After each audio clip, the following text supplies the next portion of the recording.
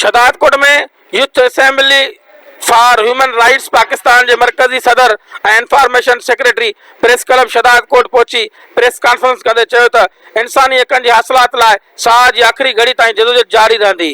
Youth assembly for human rights Pakistan के मरकजी सदर Babar Hussain Suleri, information secretary Qasim Kambo, district Qambar Shahdadkot के कोऑर्डिनेटर अरुण कागरा ऐं ॿियनि प्रेस क्लब शदादकोट में प्रेस कॉन्फ्रेंस कंदे चयो त असीं इंसानी हक़नि जे हासिलात लाइ जदोजहद जारी रखंदासीं।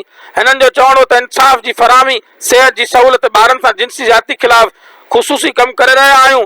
हिननि जो चवणो त जिते भी इंसानी हक़नि जी लताड़ थींदी असीं उन ख़िलाफ़ सख़्त आवाज़ उथारींदासीं।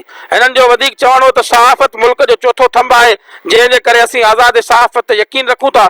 हिननि चयो त सिंध में सहाफ़ियुनि ख़िलाफ़ दाख़िल केसनि जी मज़म्मत कयूं था ऐं हथियारनि बंधाना हथां क़तल थियल सहाफ़ियुनि जे वारसनि जे ॾुख में बराबरि जा शरीक आहियूं ऐं क़तल जी सख़्त लफ़्ज़नि में मज़म्मत कयूं था। उन मौक़े ते प्रेस क्लब के सदर ज़ुल्फ़कार हैदर सूमरो के गोल्ड मेडल, जनरल सेक्रेटरी गनी मुजाहिद ॾेथो समेत ॿियनि प्रेस क्लब के मेंबर सहाफ़ियुनि के इंसानी हक़नि बाबति बहितरीन रिपोर्टिंग करण ते सर्टिफिकेट पिणु ॾिना।